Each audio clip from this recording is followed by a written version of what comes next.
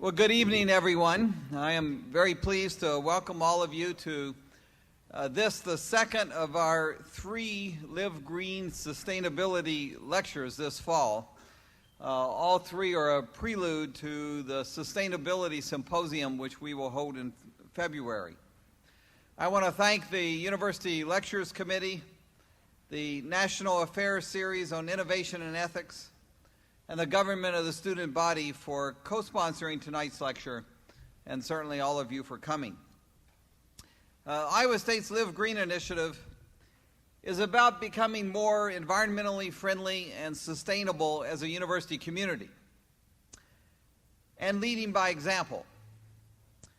But another very important part of our leadership in sustainability is the research that we're doing on renewable sources of energy and other products. And we're indeed one of the national and international leaders in biorenewables and renewable resources, and that's something we're very, very proud of. Tonight, we have 3 of the key people at Iowa State in these efforts on a panel to present and discuss what we're doing, and then to engage in a discussion with you about these various efforts.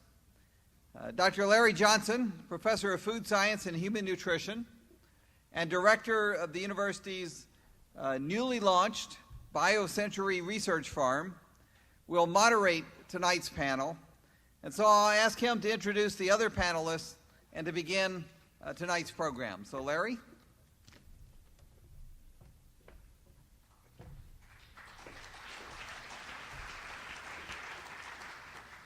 Well, thank you, President Joffre.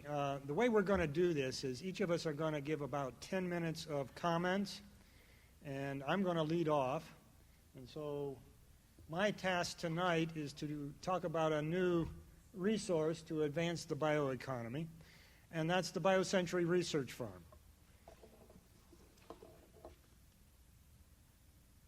And as a prelude to it, all of you have seen at different times all of these various criticisms around biofuels. There have been many. Some of them, in my opinion, are unwarranted and have no scientific basis, but others indeed have some scientific basis, and that is the whole purpose behind the BioCentury Research Farm, is to lay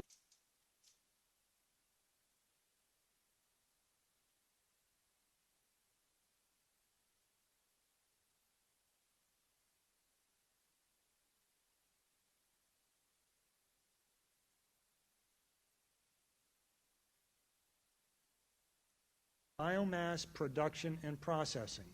And so the key words there are integrated, production, and processing, bringing all the pieces together in a systems approach. Secondly, this helps make Central Iowa the world's leading source of scientific and engineering capacity in biofuels. This whole Highway 30 corridor down to Des Moines is just loaded with a lot of scientific and engineering capability around biofuels. And the BioCentury Research Farm merely adds another piece to that. We also believe this will serve as a national model for developing biofuels and bio-based products. Other universities have pieces, and frankly, some good pieces, but nobody else is bringing all those pieces together as we are attempting to do at the BioCentury Research Farm. Okay, so this is an artist's rendition. I'll show you a picture of the actual, the way it exists in reality in a few minutes. But first of all, I think it's important to understand that this is as much a mindset change as it is a facility. The mindset change is that we are trying to bring together plant genomics, biomass production, harvest, storage, and transportation, as well as then the processing of biomass into biofuels and bio-based products. This is an aerial view of the facility as it does exist today. There are plots of land around the facility where we can grow all sorts of different biomass crops. And when I use the term biomass, I use it in its broadest context. I also mean grain as well as cellulosic material. But this farm has, first of all, an equipment storage facility for field equipment to grow these crops. We have a harvest, storage, and transportation facility. This building is so that we can design new equipment year-round instead of just merely doing it during harvest time or planting time, but we can actually bring material to this facility and test equipment year-round. There is also a biomass grinding, drying, and storage facility here. And then there is a prototype biorefinery that's really the heart of this facility, that is the processing unit. This is an artist, or the architectural drawing for the interior of that building. What is key to it are what we call, engineers love to call processing trains, but they are actually processing areas, a very large pilot plant. There are 3 different trains in this, as well as a grinding facility and a chemical pretreatment facility. So if we think of biomass, it enters this door here. If it's grain, it might go then directly into fermentation. This is our biological train, which means fermentation. If it's lignocellulosic material, it may come in this way and then go into a thermochemical train, which Robert Brown talked, I think, at one of the past presidential lectures on thermochemical conversion. And then there is this bioprocessing train, and that train is designed to take high-valued co-products, maybe it's food, nutraceuticals, or even potentially pharmaceuticals, out of the material before it gets converted. If we take a simple example of switchgrass, we might want to extract the protein.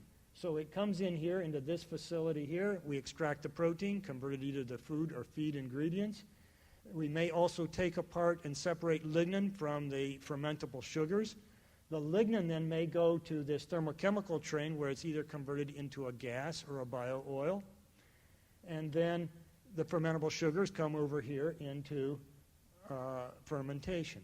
So when I think of a biorefinery, I am really thinking about all 3 of these technologies being integrated into one. As an example, again, our lignocellulose, if Robert chooses to produce a gas, that gas may actually go into a fermenter and ferment it to produce a biofuel. Now, in addition to these processing areas, we have laboratory space here, and then office space here for graduate students, faculty, and even companies. We intend to run a small industry incubator program there and provide service for fee for companies. Okay, so what progress has been made?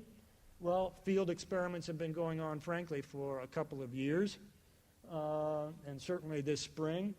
Our first handling project, a materials handling project, is out there. Carl Byrne in Ag Engineering is taking what used to be peanut dryers and is using that to dry eucalyptus, which would then be fed into a gasifier. And he's determining drying characteristics in this kind of drying system. So that project is already going on. This is the facility as we saw it on September 22nd at its dedication. The buildings were completed July 15th.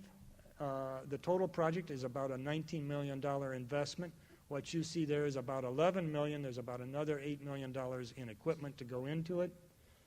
Our industry gifts, we're dependent on industry gifts to help co-fund this, and the gifts exceed about $4 million. And as I say, the dedication was September 22nd. President Joffre helped us dedicate this a couple of weeks ago. This is inside the Harvest, Storage, and Transportation building. You can see it's a quite large building. We had 400 people at this dedication. And then, as a bit of humor, we had President Joffre drive a combine to help cut the ribbon. And so that's what that's about. Okay, so these are some interior shots of what the capabilities are. This is the office suite. This is inside the grinding, storage, and drying building. You can see some biomass that's already been stored there. That happens to be switchgrass that has been stockpiled for some of the thermochemical experiments that are about to go on. This is inside the thermochemical train, and Robert Brown here is explaining his fast pyrolysis unit that is being installed right now in that facility there. This is the fermentation train, and you can see fermenters that are being installed. This was a very nice gift from Johnson & Johnson that has donated 2 very large fermenters for this facility. So capability in terms of equipment is going on right now. Those fermenters, not the Johnson & Johnson gift is worth about $500,000. The rest is a special appropriation from Congress where we have on order 2 of these very large fermenters to carry out fermentation research, and this is the gift of equipment. We will also have submitted a proposal to IDID for additional equipment. There have been $3.5 million in recent research gifts for research that will be conducted out there, and another $28 million in recent proposal submissions. So we are thinking very large scale in terms of grant possibilities. I want to highlight there are 4 distinct approaches to biofuels, and the BioCentury Farm is uniquely suited to address all of those. The first is what already exists today, dry grind ethanol plants, biodiesel, but I submit to you that most of those developments have not received much public funding, and there is a lot of opportunities to make today's dry grind ethanol plant or biodiesel plant a lot more efficient than what we do today. And you will be hearing later on from one of our speakers, Victor Lin, about one of those possibilities. Additionally, there's clearly biological conversion of lignocellulose or cellulosic crops into ethanol and industrial chemicals. There's alternatively thermochemical conversion where we can either through pyrolysis or gasification produce either a liquid or a gas that can be turned into an energy source and a variety of different biofuels.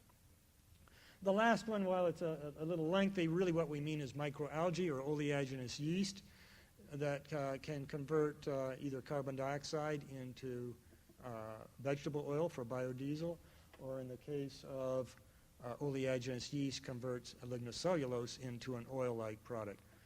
Vegetable oils are energy dense and have some real advantages as a fuel supply. What I want to do next is highlight 5 quick projects. They don't represent nearly at all the total portfolio of projects out there. They are merely examples. Other examples have been in the poster session in the back. But the first one is our agronomist, and in this case, Ken Moore, is working on various perennial cover crops, and you can see the cover crop right here between the rows of corn. When I show that to farmers, they immediately become a bit suspicious. You know, for many years they've tried to get that kind of material out of between the rows. Well, we're sort of advocating that this is one way we can harvest sunlight year-round, protect the soil, and prevent some soil erosion and runoff. Various crop rotations in order to sustain the soil. Biofuels, we do not want to replace one unsustainable fuel, replace unsustainable petroleum production with another unsustainable system. And so the whole BioCentury Research Farm is about sustainability as well. And then new crop production, things like miscanthus, sweet sorghum, and other things may be viable feedstocks that make sense in Iowa. Another aspect is this of harvest, storage, and transportation, led by Stu Burrell and Matt Darr in Ag Engineering and Agriculture and Biosystems Engineering. This shows you the value chain. This in yellow is what typically resides with farmers, and this is what these folks are trying to assist. As one example right here, this combine, and frankly, I think it's even the combine that President Joffrey drove in the dedication. If you look very carefully, you can see this tractor has 2 wagons behind it. In the first wagon, grain is coming off. In the second wagon, we are taking corn cobs off. And then the other plant material is going back onto the land. but this is a nice way of metering off about 20% of the biomass off the land through the corn cobs that really don't offer that much protection to soil. And that's what POET is trying to commercialize up at Emmetsburg. Another project is that of Dr. Jaylyn Jane. She happens to be here in the audience. This is a project she is doing with POET, where we're trying to eliminate the cooking step. Well, that's one way of reducing energy, improving the energy balance to ethanol, but it also has the potential to enable other high-value co-products. We may be able to take off the germ. The oil then ends up in a food product as opposed to the distiller's dry grains or a feed product where it has limited value. Additionally, there may be opportunities to take the protein off. Corn protein is a thermoplastic that can be used for various plastic applications. And by not cooking it may afford some opportunities there. Dr. Hans van Leeuwen in civil construction environmental engineering is pioneering taking the stillage, a byproduct off ethanol fermentation, and doing a secondary or fungal fermentation on that material to make a high-valued feed product. Typically, the feed product coming off a dry grind ethanol plant is only suitable for ruminants, or largely suitable for ruminants and not monogastrics. This product, we believe, has wonderful nutritional characteristics for particularly swine and possibly poultry. The other thing it does, it reduces energy. You don't have to evaporate as much water. You can recycle the water because it actually bioremediates the water. This work actually got an R&D 100 award, and he's trying to start his own startup company called Myco Innovations. Robert Brown is pioneering fast pyrolysis and gasification. This shows his pyrolysis unit. One of the aspects of this is pyrolysis oil. You can, if you limit the amount of oxygen present, put it under pressure and heat, you can produce a liquid-like product that, in my mind, is analogous to crude oil, crude petroleum, and then can be upgraded into various biofuels and industrial chemicals. A side product of that is biochar, and biochar, one of these dry products right here, can go back onto the land. It contains the nitrogen, the phosphorus, and many of the minerals, and so we want to be able to put that back on the land again to make it sustainable. So those are 5 projects that I wanted to highlight. The next question you might be in your mind is, well, where is this located? It's located about 5 miles west of Ames, between Boone and Ames on the south side of the road. This is Highway 30. Those of you familiar with the Farm Progress Show, that was located up here. And this is sort of the quadrant where the BioCentury Farm resides, and we have this 1,000 acres of land to support that facility right here. And then my last slide, well, who's going to use this? Well, all of these folks, this was taken in the Center for Crops Utilization Research pilot plant, but these folks are users of that facility that are working to advance biofuels. This is our website. You might want to pay attention to that to learn more what's going on. And I must tell you that this is led by the College of Agriculture and Life Sciences, but the Bioeconomy Institute, the Plant Science Institute also provide support for that facility. Okay, so that concludes my remarks, and I'm going to hold the questions for now. We want to go to our second speaker, and then we will take the questions following all 3 speakers. Our next speaker is going to be Victor Lin. Victor is professor in the chemistry department. Victor came to ISU in 1999 from the Scripps Research Institute. Victor is the director of the Center for Catalysis at ISU and program director for chemical and biological sciences in the Department of Energy's Ames Laboratory. His research interests are on designing functional nanomaterials for biotechnological and biomedical applications such as biosensors, drug delivery, and gene transfection. He will be describing his team's work on using nanotechnology to enhance or produce biodiesel in a more cost-effective way. So, Victor?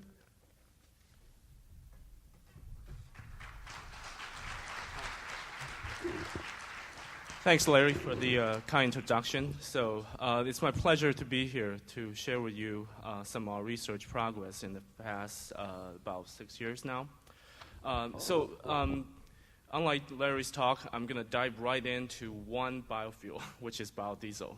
And hopefully in the next 5 or 6 minutes or so, I could convince you that nanotechnology, that many people associate this word with personal healthcare, pharmaceuticals, or optical electronic industries, can also play a role. Nanotechnology can also play a role in the biofuels industry. So let me start by just starting with a very simple and probably the only chemical reaction that I'll be talking about today. So I will not bore you with a lot of chemistry, even though I know Greg liked chemistry. But anyway, so this is what we call the transesterification reaction, which is a chemical reaction that converts the triglyceride, which is the oil, to biodiesel, which is the monoester. And can I take this? Okay, it's a little easier for me to do. So the product of this reaction is this monoester, which is commonly known as biodiesel. And you get another side product from this reaction, which is glycerin. And so from a sort of simple-minded chemist point of view, this reaction couldn't be easier. And if anyone asks me, I see some of the undergraduates are sitting in the audience, probably if you're taking organic chemistry or general chemistry, probably you will run into this reaction in one of your lectures. And so this reaction can be catalyzed either by strong acid or strong base. And strong base is more efficient and intrinsically much, much faster in converting the triglyceride to the other kind of ester, which is the biodiesel. So given that this is kind of a simple reaction, I'm sure that some of you, if you go Google this reaction, you will come up with very different kinds of recipes that allow you to make the so-called backyard biodiesel. And so why people are interested in this? Well, obviously there is a lot of advantage. And even though now that people are having the debate about whether this is truly green or not, suffice to say, this is a kind of the biofuel that is directly compatible with the current diesel engine.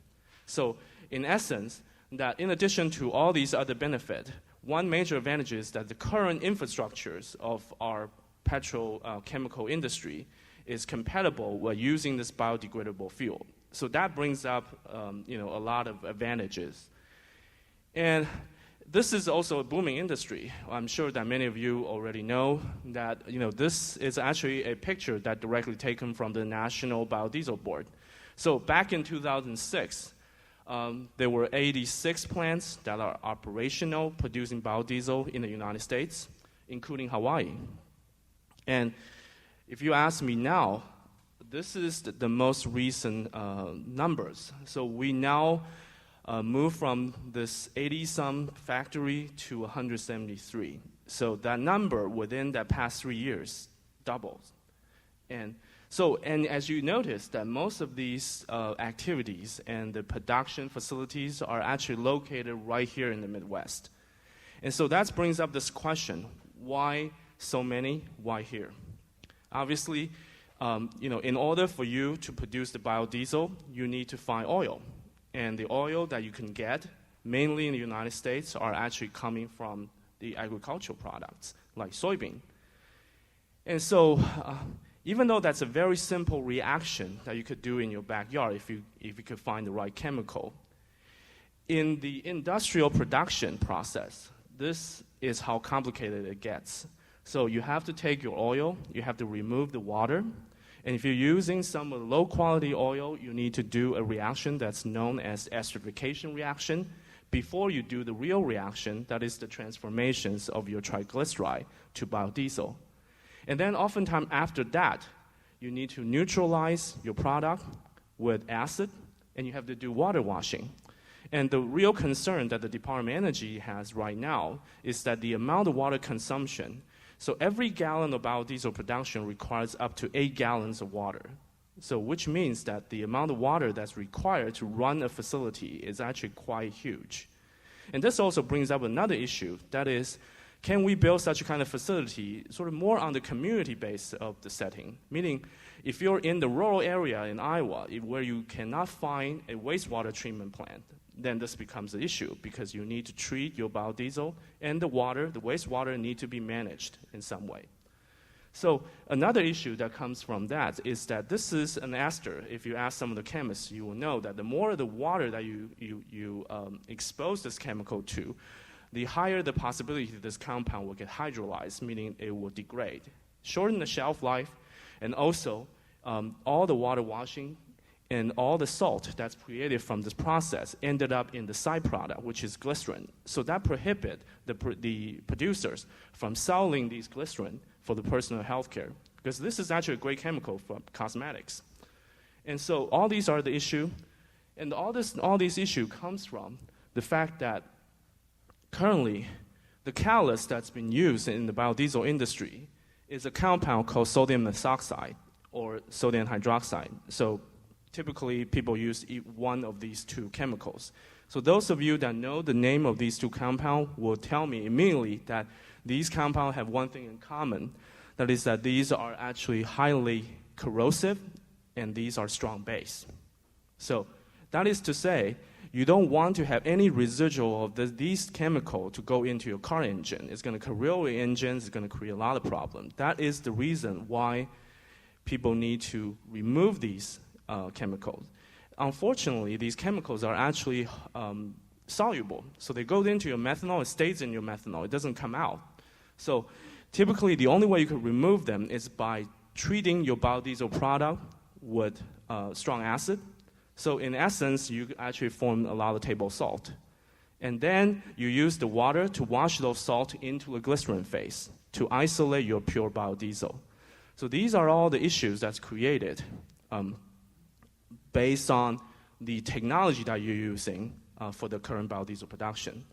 So another issue that I'd like to highlight is that if you look at this map, this is a sort of a similar map, only that this time we're color coding all these different biodiesel facilities in the United States. This is a study that's done by National Renewable Energy Laboratory, which is a DOE national laboratory in Colorado. And this is the data that's taken last year in June. And so what we have seen here is that if you look at, just pay attention to the color, the yellow triangle and the yellow circle represents those biodiesel facilities are using vegetable oil as their feedstock. So as you can see, it's suffice to say the majorities of the biodiesel facility in the United States are actually using vegetable oil as the feedstock. And so now you ask this question, well, there's a lot of debate about whether using the vegetable oil to produce biofuel is sustainable or not. And while setting aside this ultimate conflicts of fuel versus food, we have a technical issue. The reason why these factories want to use vegetable oil is not because they particularly like soybean oil or anyway. And oftentimes people will say that why don't you use something cheaper, meaning like animal fat, algae, or waste oil. Like the deep fried oils from McDonald's would be great feedstock if one could actually do the same reaction to convert these triglycerides to biodiesel. The problem with these lower grade of triglycerides are the fact that they contain a lot of free fatty acids as the impurity. So the free fatty acid, as you know, if you use the strong base as a catalyst, acid runs into base, you form soap. So that prohibits you from converting the triglyceride to biodiesel using the current existing base catalyst. So one needs to do this additional step called the esterification reaction, which is typically catalyzed by an acid catalyst. So in essence, what you need is one additional step, one additional reactor. The capital cost gets a little bit too expensive. So what if we could actually find a material that could catalyze both reactions in one pot? Well, you're immediately going to face a dilemma. That is, you need a base to catalyze the transesterification, and you need an acid to catalyze the esterification reaction. If you put both catalysts in one pot, they're going to destroy each other. So that is the current technology challenge. Another problem that I see is actually the fact that the current agricultural crops is not that oily. That is to say, if you look at the amount of oil that produced per surface area for corn, soybean, and canola, these numbers are not very, very high. So right now in the US, we have about 970 million acres for crop and grazing. So if you want to use all these agricultural food-based oil as the feedstock to produce enough of diesel and to meet the current transportation need, one would need about 16.4 trillion acres. So everybody can know, will agree with me that this is a pipe dream. This is never going to come true. However, if one actually take a look at the single-cell organisms, such as microalgae, the number of the oil per surface area is orders of magnitude higher than these agricultural crops.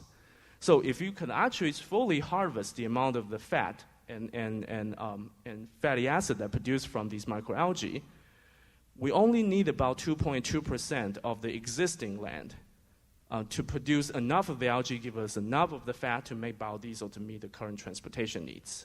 So isn't this great? The problem is that this is never that simple and easy. Even so, before I dive into the technical problem, well, one noticed that there is a lot of activities, mainly in the private sector, and also now starting in the government level, that lots of money has been put into this line of research, trying to use the algae for biofuel production. So this is just a simple table to tell you that it's outlined the key biodiesel, the algae producing company and the amount of money that they receive from the investors. So one could actually easily see, I only want to use one as an example. Recently, ExxonMobil have donated about $600 million to synthetic genomics. $600 million goes into one company to do one thing, make the microalgae available for biodiesel production.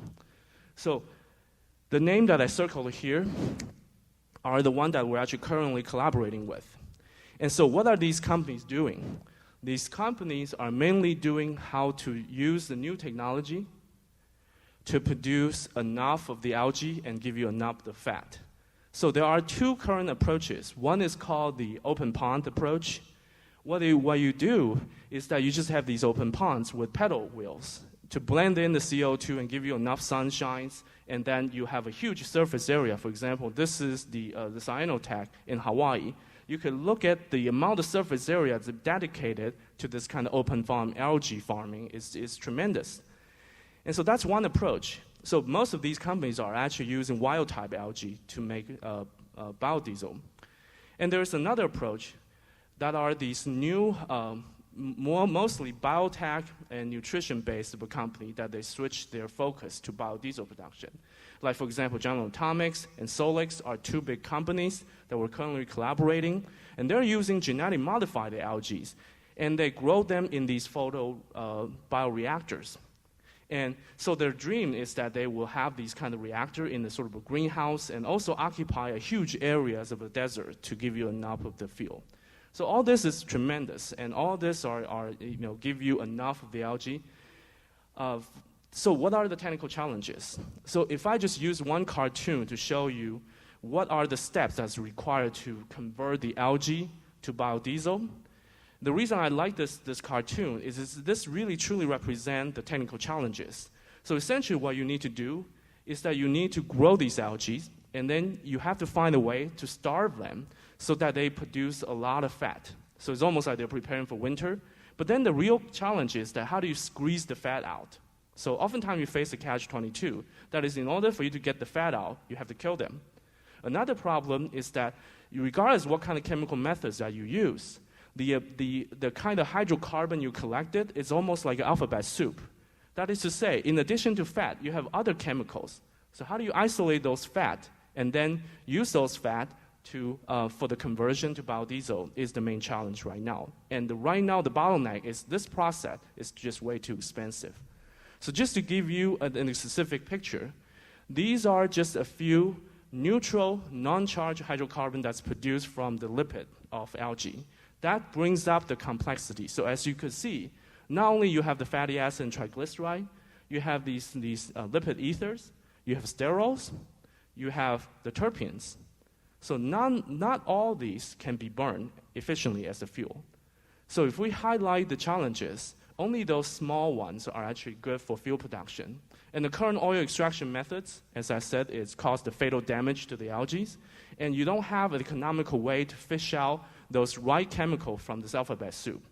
And also, a big challenge is that the current commercial catalyst, given that the algae contains a lot of free fatty acid, the sodium methoxide and sodium hydroxide cannot be used for the algae oil conversion to the biodiesel. So, I just want to use the remaining 2 minutes to tell you that nanotechnology could, in fact, play a huge role in overcoming these technical hurdles. So, one example I'd like to show you is that this is the algae. If you put it in a test tube, you can see these green colonies. And in my laboratory, we actually make tiny little sponge ball that they have the structure that looks like this. So hopefully you can see a light colored dots. They're representing the openings of the particle.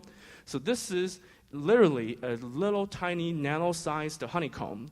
And then the surface area is tremendous. 1 gram gives you a football field, so above 900 square meter. So we could make this material and manipulate the surface properties so that this thing is hydrophobic enough that when they introduce into the algae culture, they went right after those algae colonies. So you could actually see that the black particles actually occupy all the green colonies. And what we can do is that these particles turns out to be great sponge. They could actually sequester all these free fatty acids very effectively. As you can see, that these are different type of the free fatty acid that exist in the algae. You could actually sequester them in a very high efficiency.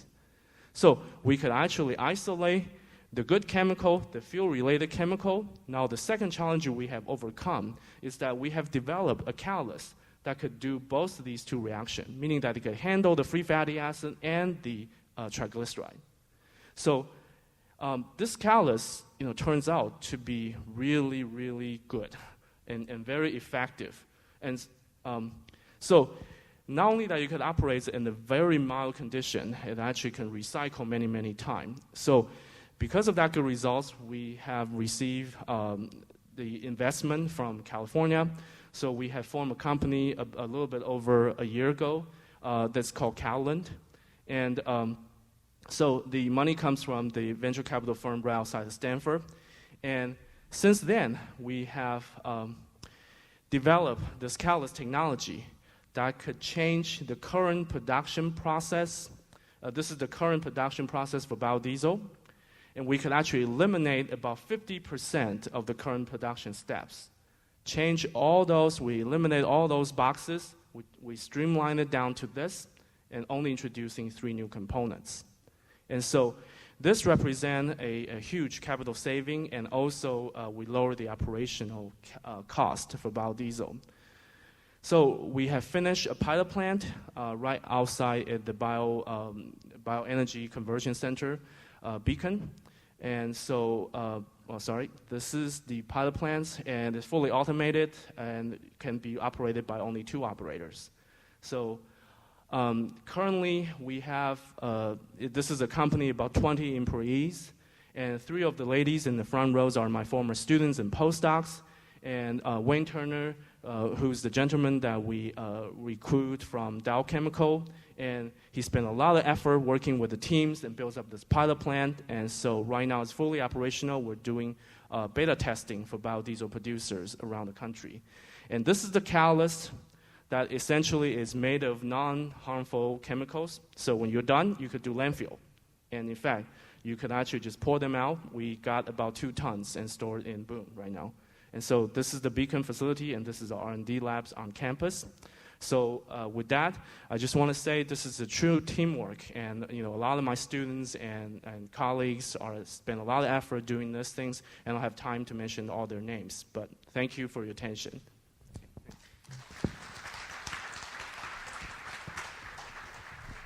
Thank you, Victor. And I think you can clearly see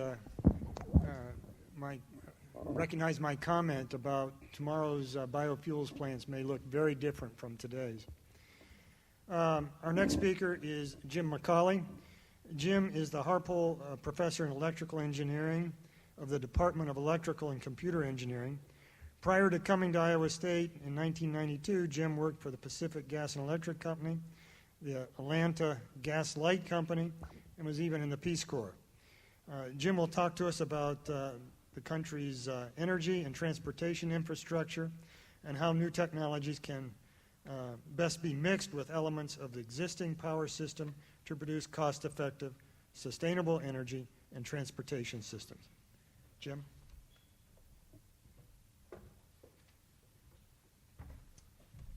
Thank you.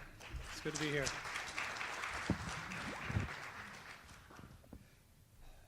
So I want to tell you about this project that was funded a couple of years ago now. We're in a year and a half into it. It's funded a level of $2 million from the National Science Foundation. Been sort of working at these elements for a number of years before that, but now we have this nice large project to focus. And the sense of the work is to enable a systematic engineering-based investigation of all of the possible solutions to our energy/emissions problems at a level at which you'll see in a second is national in scale and long-term in terms of looking forward.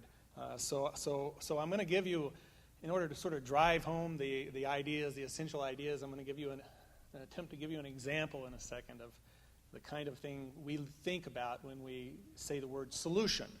And we're trying to develop a capability of exploring all of the solutions in a single computational framework. So my main communications to you, there's just two. One that I'll spend most of the time on is the notion of energy system. Is a very large, high-dimensional, extremely pervasive system that we live by in our country today. The other one is the notion of infrastructure investment planning. So I'll really focus on the first one for the next few minutes. This is a picture which attempts to sort of show this notion of system, of energy system. You'll see at the top liquid fuel network, and then on the right-hand side in the middle is the natural gas network. And if you want to look at those in terms of sort of the real map, there's the liquid fuel that we typically use for petroleum products. The natural gas network is very dense. And then the electric network is also there, and there is some coupling certainly between the natural gas and the electric network, quite a bit in fact. In addition, when I use the word energy system, I'm also referring to the rail because it's central to the delivery of coal, which is half of our electric energy production resource at this point in time. And it is also a draw on the energy system in terms of the liquid fuel that comes from the petroleum as a result of the fact that it uses that to move the cars. And then, of course, we have interstate that facilitates the transportation of particularly commodities, but also passengers, and uses a lot of fuel in the process. And air transportation is a very key form of passenger. All of these are key to the notion of energy system. As you see here, we have a certain number of resources at the top left-hand: petroleum, biomass, coal, natural gas, and so forth.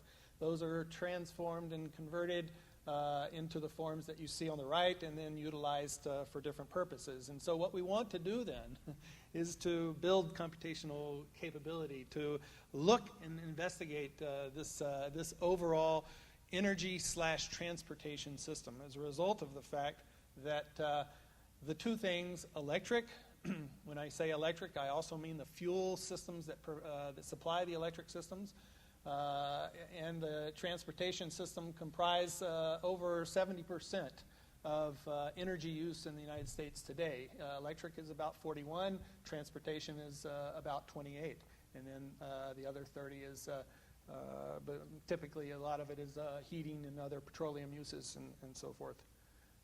And the other thing that is central to the discussion is the fact that those two forms of energy use are also responsible for over 70% of the emissions of carbon dioxide. Electric 41% matches very well with the energy use, and transportation at 33%. So the thought is that really greening the electric system and the transportation system will enable solution to the long-term emissions and global warming problem that we have. And so that's what we're after, to explore and find the best kind of solutions to do exactly that. This is a very scary picture, forgive me. I thought I'd try to use it as a way to expand upon the idea of what I mean by a solution. What you're seeing here, I'm going to walk you through it, and the yellow oval at the top is the electricity system, and the numbers, if you can see them, are indications of the amount of energy that goes into that particular system. It's about 40 quads, a quad being 1 times 10 to the 15th, or 1 quadrillion BTUs. So that's one of the major focuses of our overall energy system. The other one is down there in the lower right hand. I drew an oval around it. This is the transportation. There's 27 quads there. And so this matches with the data that I gave on the previous slide. And then you see the number at the top, 99 quads, is a convenient number. That's the total energy use on an annual basis. I think it was in 2008. So the fact that that number is close to 100 means all the other numbers can be looked at as percentages. That's convenient for us. So electric is about 40%, transportation is 28%. And then on the upper left hand, these are the green sources, right?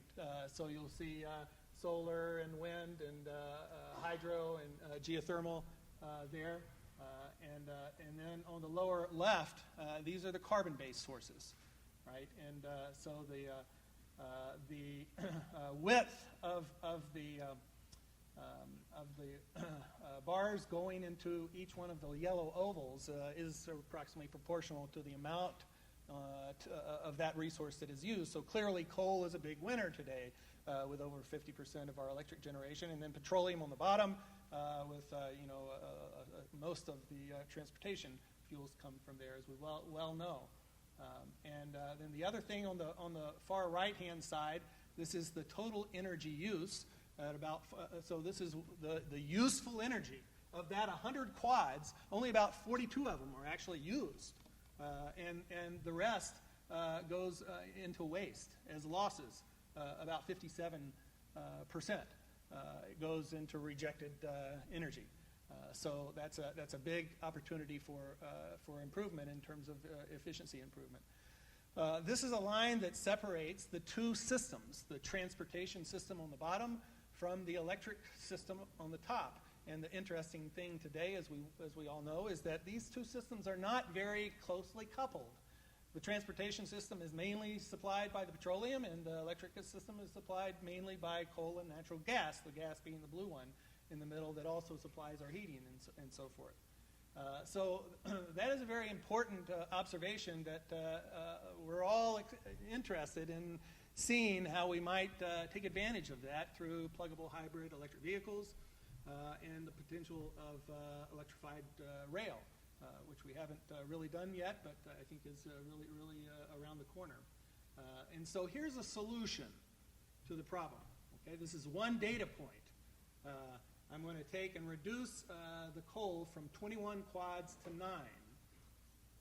Okay, and then I'm going to take 15 quads of the electric generation and send it into the transportation system. And what that allows me, and of course I need to, I've essentially increased the overall supply by taking those 15 quads and sending it to the transportation system. I'm going to need to get that energy from somewhere. So I'm going to increase the green sources from 12 quads to 44. And then on the far right-hand side, you'll see that what that does for me actually is reduce the losses by a little bit as a result of the fact that I'm displacing the coal, which is a very large thermal system with a lot of losses, with mainly wind, which doesn't have nearly as many losses. So that enables me to not only supply the electric system, the transportation system, but also recoup some of our losses. And then the other thing that I'm going to do is reduce the petroleum from 37 quads to 15 quads. Okay? And there's different ways to do that, but in this particular solution, this particular point, it's happening as a result of the fact that I'm supplying electric. I'm using electric to supply the transportation system. And that's going to allow the decrease in losses on the transportation side by 8 quads. So the numbers add up if you look at it long enough. But what does it mean in terms of emissions? That particular solution is a feasible solution. It works. I'm not arguing it's the best one, but it is a feasible one.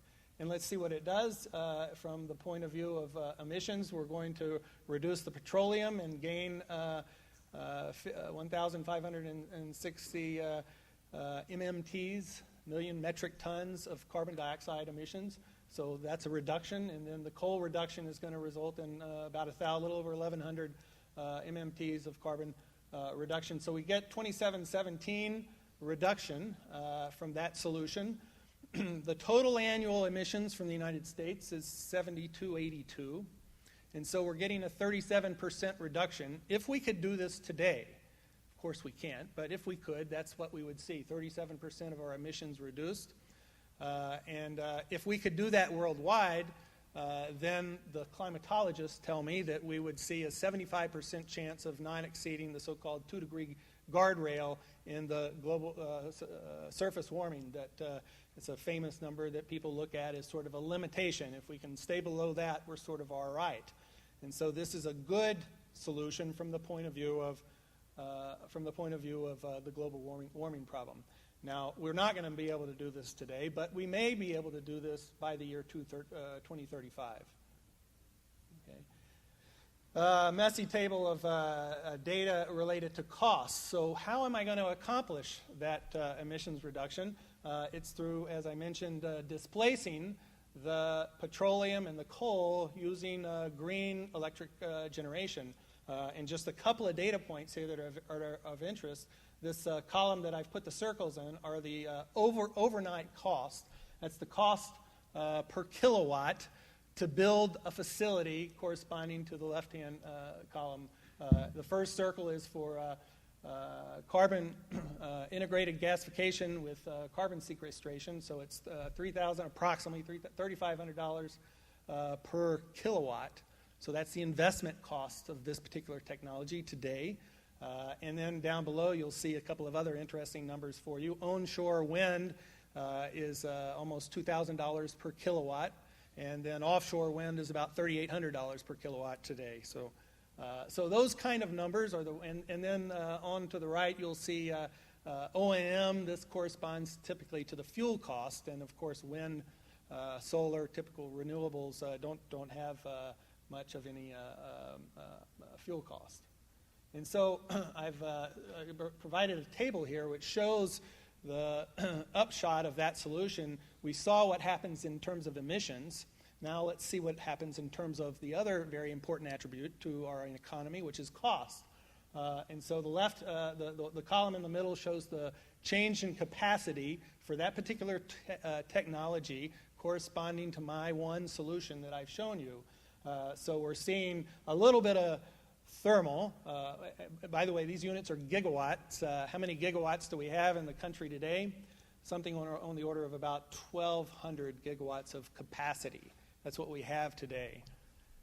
Okay, so what we're going to need in order to achieve my solution is a little over 100 gigawatts of solar thermal, another 100 of solar PV, 128 of nuclear, 771 of onshore wind.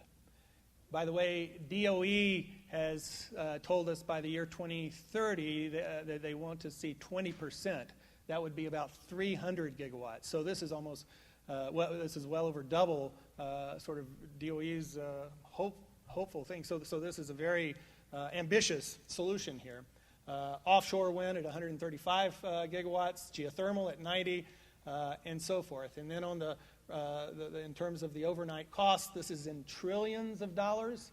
It's a number it's hard to really get a handle of around. Very large numbers. So you're seeing really the large investment coming in the onshore wind, $1.483 trillion. That's if you could build it in one day today. That's what it would cost you. With the bottom line being $4 trillion investment is what's necessary to achieve this solution. And if you do that on an annual basis, you'll save in today's dollars, something on the order of $267 billion per year. So you can sort of look at that, and a very rough kind of calculation might suggest that a payback period would be on the order of 15 years for this investment. Okay, so that leaves that what we just sort of looked at was what kind of technologies and how much of each and how much does it cost. The other very important issue is where do you put them, and so this is a slide that gives a clear indication, you know, of different parts of the country that are good for different kinds of resources. The one on the far right hand is wind, and up top is geothermal. We know where we have solar in the southwest and biomass, and it certainly makes sense to concentrate resources where, concentrate technologies where the corresponding resource is located. And it doesn't mean that we're going to give up fossils. I don't think so. We're going to need to clean them. And certainly in Wyoming, you'll be able to do that where we have a large fossil coal-fired resource, Appalachian Mountains in the Gulf of Mexico with the natural gas. So there's going to continue to be some use of those resources, and nuclear will play a role. And so the question that we want to be able to inform is, you know, like I said, how much of these, where, when, and ultimately, once you distribute them throughout the nation like this, how do you interconnect them? Is a very important part of that whole story as well. So that kind of concludes my comments in regards to what is an energy system in the context of the work that we're presently doing and how we're trying to sort of explore that. So what do I mean by infrastructure investment planning? This is the definition given here. The systematic analysis, and systematic is very important. It's one thing we want to be able to achieve. Possible strategies accounting for uncertainties, distinguishing, sort of separating the good from the bad, plans in terms of these three objectives: cost, environmental impacts. We've talked about both of those. The other one that we haven't talked about is the resiliency or the strength or the ability to withstand disturbances or unforeseen kinds of events like Katrina, for example. When Katrina hit in 2005, we saw a very large price spike throughout the nation for some long number of months. So the ability to withstand that event without suffering a very large price spike in our energy cost would be some measure of resiliency that we're trying to also build in. So it's really a multi-objective optimization problem that we're trying to solve, and that's what follows under the second bullet. And the problem is very large, high-dimensional, and difficult to deal with, and so we're designing software to do this.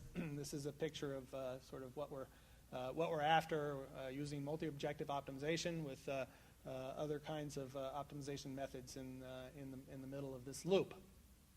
So the name of the project is given there. The acronym was thought up as a NetScore, and there's a URL. The faculty that are involved are at the bottom, and it's a large number of students, about 10 or 12 students that are involved in the work. Many of them are here today. And we think we're going to be sort of concluding version 1 of the software in the very near future, from which we'll be able to extend some interesting results. I will conclude then with this last advertisement, if you will. If you want to know more, there is presently being planned, and this event will occur November 30th on campus in Howe Hall. Symposium where we're essentially inviting all of the strategizers around the country that are working on this problem together here at Iowa State to spend a day with us and explore this question of, you know, how do we do this? What do you have? Let's compare results. The climatology people have done this very well over the past 5 or 10 years in comparing different software models. And the intent here is to do exactly the same thing with the investment planning, long-term energy system infrastructure planning problem that we're working on. So thank you very much for your time. I'll turn it back over. And I guess we take questions now. Yeah.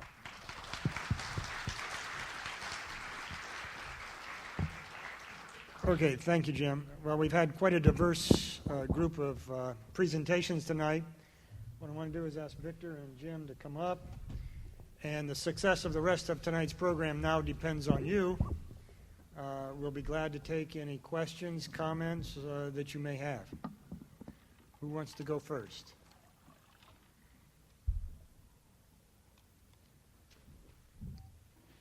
Well, I'll start it off. I thought this might happen. Hopefully by the time I ask my question, you will have thought of something. So my first question then would be for Victor, and that is, I'm always amazed at faculty who can juggle the demands of being a university professor and trying to start a business. And so I want to know how he does it and what his biggest challenge is to starting this company called Catalent. A short answer to that is just I'm trying to make a decent living. But, so the honest answer is obviously these are a lot of activities that requires how I balance my time and use them efficiently.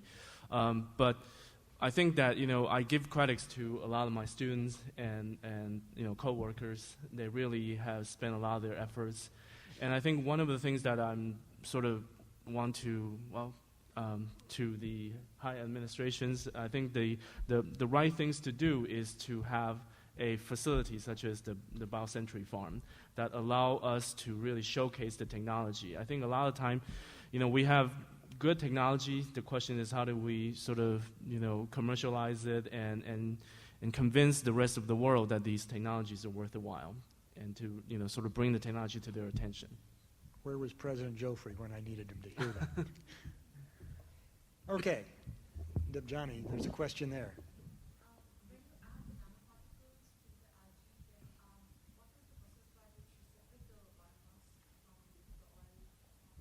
So right now we have two approaches.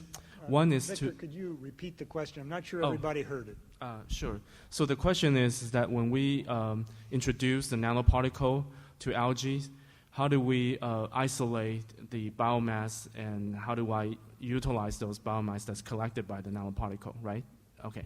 So essentially, in terms of the sequestrations of the right kind of biomass-related chemicals, we have two approaches. One is to direct interfacing the particle with the live cells, meaning the live algae. And the idea is that these, essentially I would like to use the analogy that are tiny sponge ball. So we have a technology that these particles can penetrate the cell wall. And most of the algae, they store the fat and lipids between the cell wall and cell membrane. So once we penetrate the cell wall, one can actually soak up the fat that's in that area. And then right now, we don't have a good way to get the particle out of the algae. We have to really kill them and then isolate the particle. But then we could simply do extraction. We throw these oil-soaked particle into the catalyst reaction that I just mentioned. And then as the molecule get converted to biofuel, they start to come out of the pores. And then we reuse the sponge ball again. So that's one approach. The other approach is that we work with the company. They have their own, proprietary technology to extract the oils, but it's the alphabet soup. It's the lipid mixture. And basically what we do is we take these particles as almost like a column chromatography. We let them, absorb the right chemical, and then the filtrate could, for one application, and those that's been sequestered by the particle could be introduced for the catalytic reaction. So those are the approach. Since biomass products and algae and even all the carbon products needed presently or did need photosynthesis to take place to produce their products, why don't we just cut out the middle and go directly to the source of the energy, the sun, and put a lot of investment in solar energy and try to determine and come up with ways to bypass this secondary process? Well, actually, I assume that question is for me. So I agree with you. In fact, I think that in the future, the utilizations of all the natural resources will be, we have to use everything. So the solar, the photovoltaic, the solar cell, the light harvesting is a very important part. One issue I'd like to point out, however, is now the current issues about how do we store the solar energy. Meaning that we generate electricity, we can send it into the grid. But the question is that how efficiently can we transport those energy and how we can store them? Not every day is sunny. And one of the things that we're particularly interested in this kind of biomass, quote unquote, is the fact that unlike some of the agricultural product, they don't grow leaves, they don't grow some other, unlike those higher organisms. These are single cell organisms that they produce, even though it is a complex structure, but if you compare it to trees, if you compare it to, corns, these are much easier to handle. And one of the things that is that, so we're closer to the solar energy utilization, meaning the photosynthesis, but, we're not directly utilizing solar energy. And the reason why we decided to take this approach is that, these single-cell organisms already figured out how to store them, convert them into chemical energy. So that's, sort of taking the shortcut. Yeah, it should be mentioned, too, that the cost of solar, either solar thermal or solar PV at this point in time is about 3 times the cost of, for example, wind. So you have to deal with that. But nonetheless, it does make sense in some cases, even at that price, even at that cost. And we think, the cost will be coming down. But even at that cost, it can make sense. There's a variety of designs using solar and wind together with storage that we refer to as hybrid systems. And they're very attractive because you essentially get the advantage and benefits of each technology, which tends to outweigh the problems of the other. So there's a lot of work that is actually referred to in the posters back at the back if you might be interested. I think I want to add my own 2 cents to that, to this question as well. And that is, it's my belief that there is no single silver bullet that's going to solve all of our problems. We're going to need all of these solutions. They're all going to play a role. And I just think it's futile to look for a single solution. Yes, question here.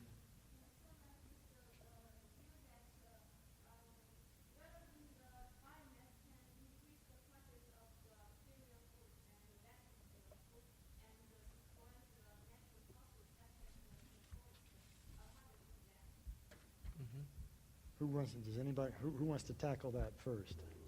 No, you first. I'm prepared to talk about food versus fuel. I anticipated that this question would come up. I'm going to address, part of the question was food versus fuel, and I'm not sure what the other piece had to do with forest resources. I didn't quite catch it. Let me address the food versus fuel, then we'll come back to whatever your second question was. I think I've got 4 points around this food versus fuel that in my mind have not come up. And let me preface this by saying it's my own belief that we can satisfy both food and fuel. It is not one or the other. But I think my first point is, it's my own belief that farmers have been exploited by low grain prices. That's my first point. Corn has been priced on about $2 a bushel for the last 50 years. Tell me another commodity that has been priced at $50 or has maintained its same price for 50 years. And I took merely in 1947, the year I was born, corn was selling for $2 a bushel. I applied merely the consumer price index to that. That says that corn should be selling for $9 a bushel. We have never been there. The highest we got was about $4.50 a bushel, half of what potentially one could argue it should be. My second point is that corn makes up, or commodities make up typically about 10% of the price that goes into food. And that's even true, it's far less on that in terms of cornflakes, but it's about 10% on meat production. So even if we double the price of corn, it elevates the price of food by 20%. So it does not have as great an impact on food prices as a lot of people would want you to believe. Number 3, we need to maintain our lifestyles. We need reasonably priced energy as well as reasonably priced food.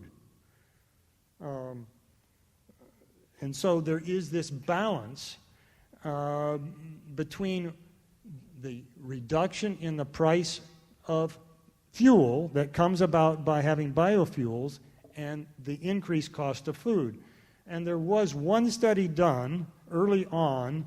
It's got a little age on it. Dermot Hayes, and I don't see him in the audience, from CARD did a study. And it clearly showed that the average household benefited by the reduced price of fuel due to biofuels than the increased cost of food that they experienced. And I had a fourth point.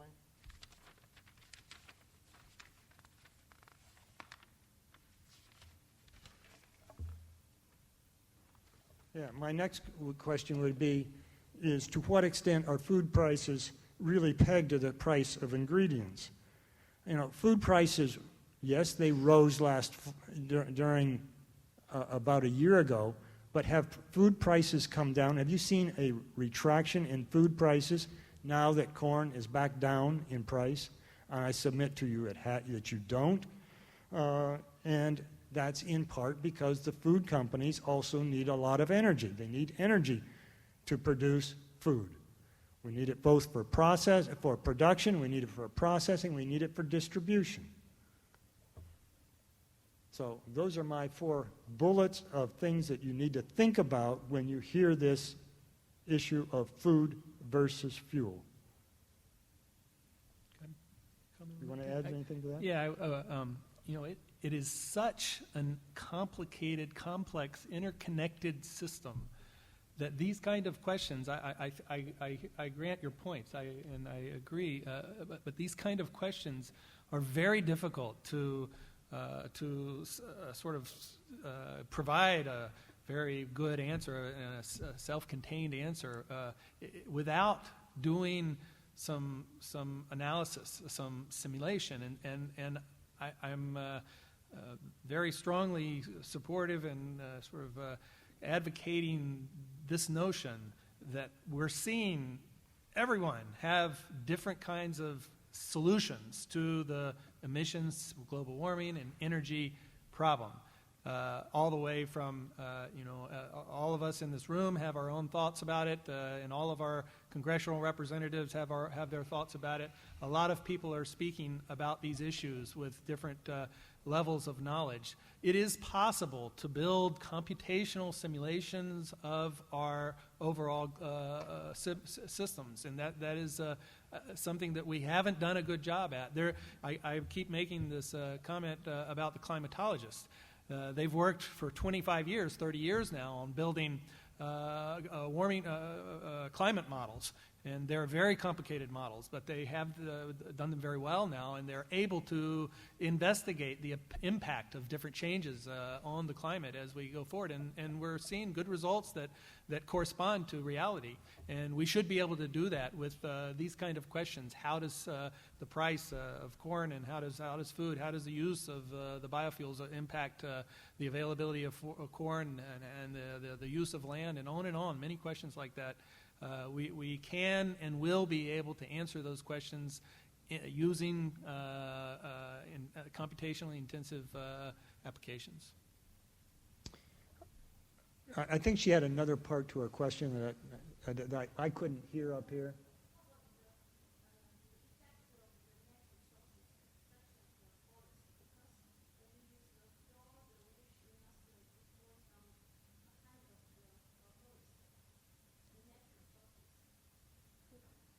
That we would destroy forests. Forest residue, forest waste may be harvested, but nobody's advocating, that I hear, cutting down forests to produce biofuels from biomass. We are talking about fast-growing poplar trees, aspen trees on land, much like agriculture, but the native forests, I don't know anybody who's advocating cutting those down for fuel. Other question in the back. Sort of a two-point question, I guess. What we've heard was very interesting and very hopeful. Question one, how much of this is known at the national level by people who are really trying to put together an overall energy policy. And then the second question sort of is, with all of this technology evolving, how do you ever get to a national policy when the road you go down, you may wind up 3 years later finding there's a much better solution and you've already expended billions of dollars? I mean, it's a difficult situation, isn't it? Jim, I think you're better equipped to answer that than Victor. So it's a good question. Thank you. And so at the national level, there is a modeling system called the National Energy Modeling System that is not dissimilar from what I described in principle and concept. The methods are quite different than what we're using. There's some modeling limitations to that capability, and so we got funded essentially to improve upon that and to extend and expand. So that's the federal government is very much aware of the need and spending money to take care of it. The issue, very good question. We're trying to project into the future, and so technology changes rapidly. How do you account for perhaps something in the plan today that may not even have been thought of in terms of a technological solution? And that certainly is an issue. So you can, there's different methods to explore the sort of the solution space in terms of new potential technologies. And of course, you're never going to get everything. But my philosophy has always been, make a plan and then change it. But don't not have a plan. And so we're simply trying to inform the socioeconomic political discussion that is whirling around all of our lives today, much of which has little basis in, sort of engineering, scientific understanding, but much of it does. But we're simply trying to inform that as best as we can, and we think that's going to be an important contribution. Thank you. I also would like to echo the point that actually I think that now the federal government, even in for example, Department of Energy, now they have initiated these kind of a big consortium-based type of approach of developing new technology. So the idea is exactly to communicate with all the fellow scientists and all the the know-hows in the countries and sometimes even internationally to actually bring everybody's efforts, and then so we could work synergistically together. And I think nothing is sort of like we take one quantum leap and we could get there. It's step by step, but I think we're moving towards the right direction. Question over here.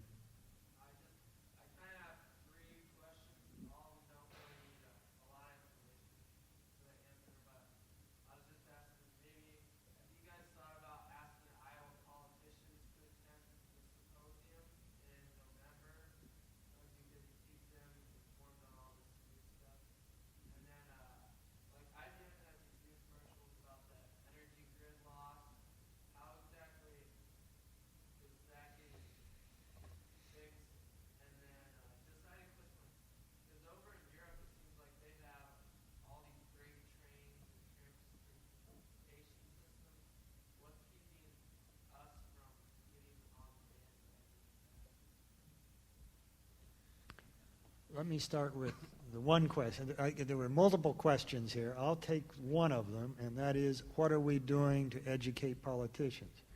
I can tell you that several of us went down and gave a seminar to the Iowa legislature. So that's one activity. A number of the faculty are on various panels that can affect national policy. The CARD group here at Iowa State is doing a lot of things around economics and policy, educating policymakers about the implications of their decisions.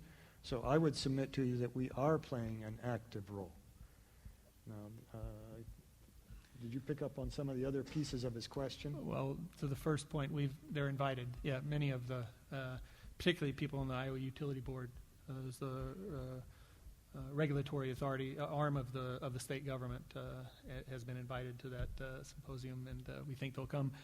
In regards to the transmission grid, That's a good question. The transmission is not a major part of the cost. We were talking trillions of dollars. Transmission is less than billions. It's several orders of magnitude lower than the costs of the generation, but it's a very important part because it certainly enables you to invest in a more optimal manner in the different kinds of technologies that produce the energy. There's, for the first time ever, I think, really, the country right now is looking at a national overlay, what you might think of as the electric transmission superhighway.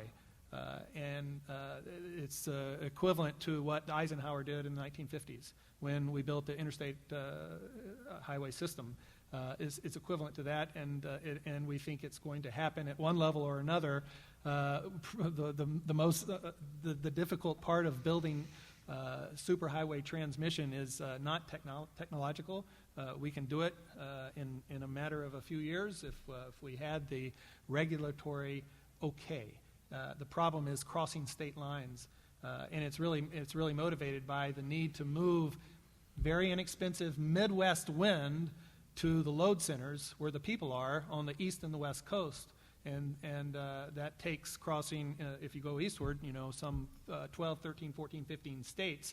And that means every state has a regulatory group, a governor, a group of people, the number of companies. Everybody gets on board, and it really is. So to solve this problem, to make it happen, the federal government's going to have to be a very heavy hand and say, butt out, states, we're going to do this. If that doesn't happen, it probably won't get built. So that's the answer to this. The third question is a very good one. The Europeans are way ahead of us the Japanese are way ahead of us on electrification of rail. We've not done that in this country. We're still using diesel to run our railway. So we think it certainly bears looking at, and the Obama administration has put some money into doing exactly that. So it looks like that's going to be a good part of the solution that gets explored in all sorts of practical ways in the very near future. Any other questions? Yes, Jaylyn.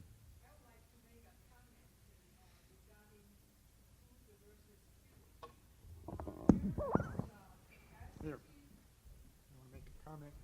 Use the mic. I just want to add another point to it. According to the authorities of crops production, there are capacity double of the current corn production by 2030, 20 years from now. And then in the worldwide, there are 3 times of capacity.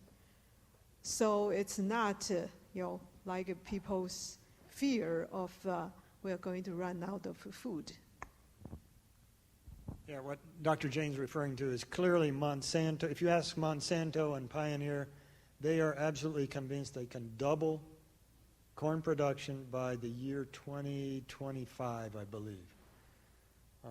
And so, through biotechnology and whatnot, there is apparently great opportunities to increase production of corn. And probably all other sorts of biomass. Any other questions? One over, let's take one in the second row.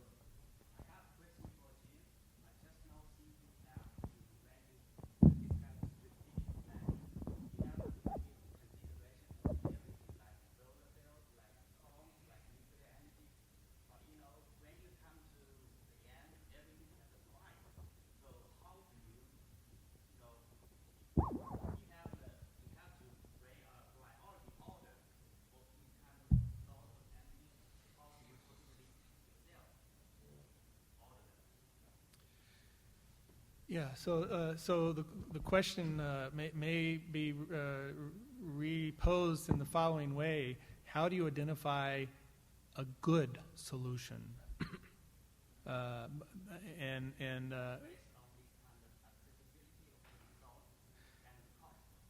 Well, in fact, the whole project is based on the idea that there is no single best solution. And so you explore and find good ones in the context of these different objectives. But where you can price things, cost things, you do so and make the evaluation in that fashion. Environmental impacts are such that sometimes they're very difficult to put a monetary quantification on, and so in that case you simply use those kind of attributes as another objective, and you pose solutions in the space of economics that you can quantify, and then some level of different kind of quantification in regards to, for example, emissions. What would be ideal would be to really combine these two models, one investment planning, another a global warming model, but this would be a computational nightmare. But that would provide, the kind of conceptual way to handle that. I don't know if that gets at your question or not.